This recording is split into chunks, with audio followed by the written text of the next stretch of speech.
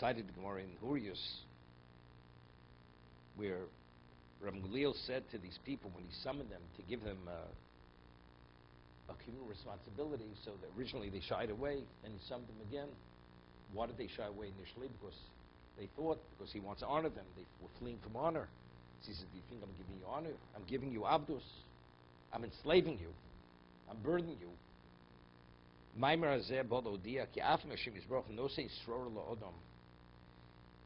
person has to know, he's come to inform you, when HaKadosh Baruch Hu gives you, puts you in a position that you're able to dominate other people.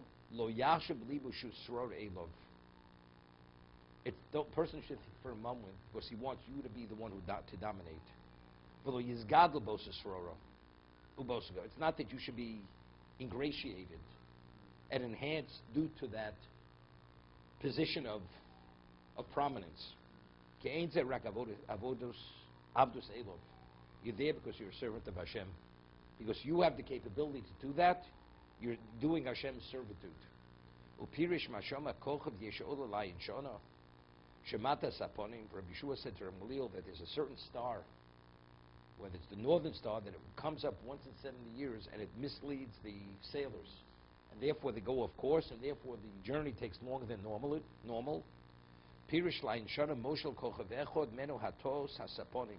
The star rises, and it's a prominent star once in 70 years, and due to that, it misleads the sailors. Moshetim Sekochav Moshel Al Dover Zeh. We speak about stars, the zodiac. The zodiac dictates existence. What's going to happen? This particular star, every 70 years, it's in a certain position in the zodiac. And when it reaches that point, it's misread, and because it's misread, the star, therefore the sailors, they go off course. It misleads the sailors. The star is called Shapsoi. It causes the rotation of the zodiac every 70 years. It makes a certain type of rotation, and this is the star. So Rabbi Gamliel was amazed at Rabbi Yeshua's proficiency in the zodiac, that he had such an understanding of the stars.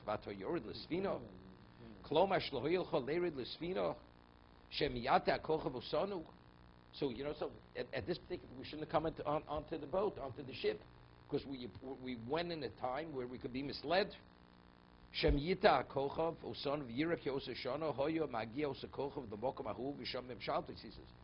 you were aware that the star rises this particular time, so no, we shouldn't have gone on the ship. You were aware of this in advance. You shouldn't have gone on the boat.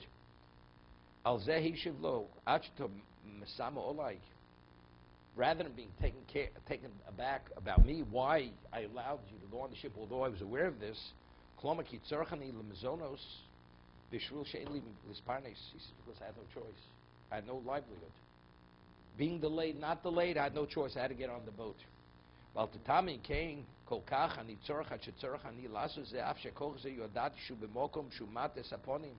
Although I knew the star was in the location, and I'm getting on a boat, and the journey is going to be delayed.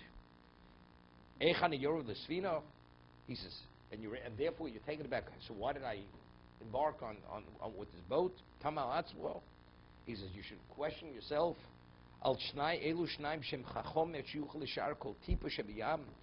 Is he quoted Rabbi Yochanan Gudgador, Rabbi Lozma Chasmo? They know they could evaluate how many droplets of water in the ocean. Excuse me. These two people, they didn't have what to eat. I'm telling you the reason why I put myself in this position, because I had no choice, because I don't have what to eat. The two people who were greater than I am, they're able to evaluate how much water, how many droplets of water in the ocean. They don't have what to eat. I don't know how it's possible. The prince and the king, what are they? Among Jews, what are they? They're Eved Lom, you're servants of the people. What is a king? A king is Hashem puts you to be the king. What is the objective? That he should be honored, he should be glorified. A Jewish king. That's not his purpose.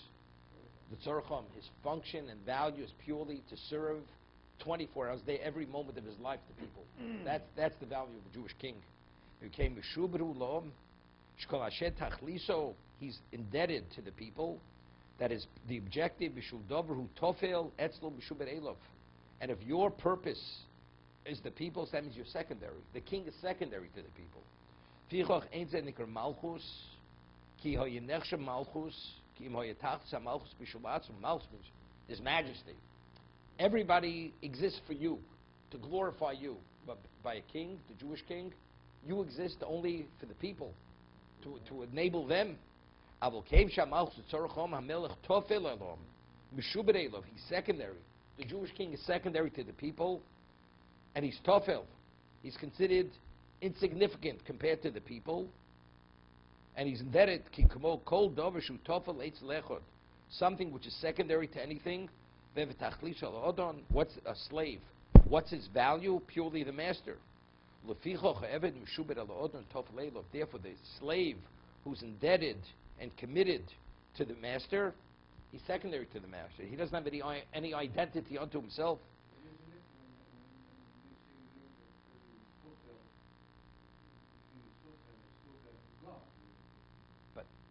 But that's why, because he's total. Therefore, he has to understand it's not him. His value is purely the people.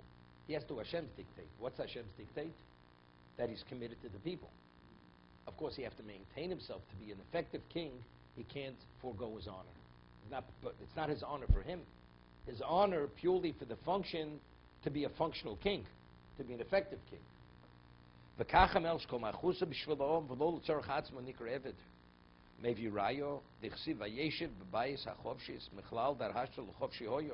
says when he became a leper, or whatever it was, he became free. He became a free man. When you're the king, you're not a free man. He only became free when he no longer could function as the king. Because he became a leper, that he wasn't able to function as king. Now you're chofshi. Now you're free of your duties. You know, there's an expression, duty bound. You know, you're duty bound. The king is duty bound. The king does what he wants. No, the king can't do what he wants. A secular king, a Gentile king, does what he wants. Throughout history, we had kings who were Rishon, were evil. Right? They did what they wanted. They were evil kings. He says, a person who's part of a community, every person, it has responsibility versus his fellow. Right? Every Jew is responsible to his fellow Jew. No, this old concept of arevos, it's also every moment you're responsible to Hashem, but responsible to every other Jew. Moshel Madavadome Halev Hu Amelech. Among Al Kol Evorim, what is the most important organ in the human body? The heart. So the heart would be the melech. That's the melech of all the organs. Mishalecha Parnos Lachiv Kol Evorim. The heart pumps life to the whole body. Ubishulkach Alev Mishores Kol Evorim Yachad. So who serves every part of the body? The heart is the primary organ. But factually, what's its function? To serve and facilitate every function, every part of the body. So the most important organ is indebted, its purpose is duty bound to the body. And each one complements the other. Every part of the body complements every other part of the body. And within the people, every part of the people are meshubed one to the other. But the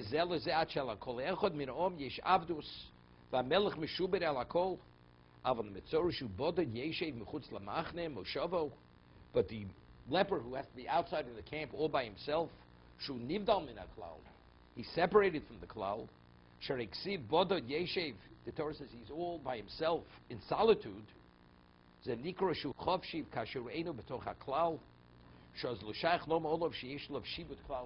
he's not indebted. Zemavur. Gewaldig. To be continued. What was the wind-up for the Bismarck? Wow. It's that thing in the office, that rectangular. We're doing great this morning. A lot of people are here.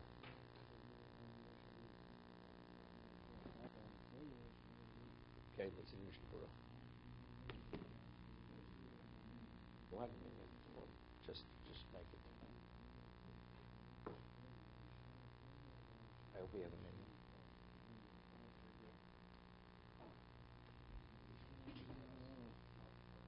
Yeah. Yeah, give me a coffee. Thank you. He could bring milk. No, Aaron, you take the thing itself. We don't need the wire. Yeah. Is there milk in the bag of Glex?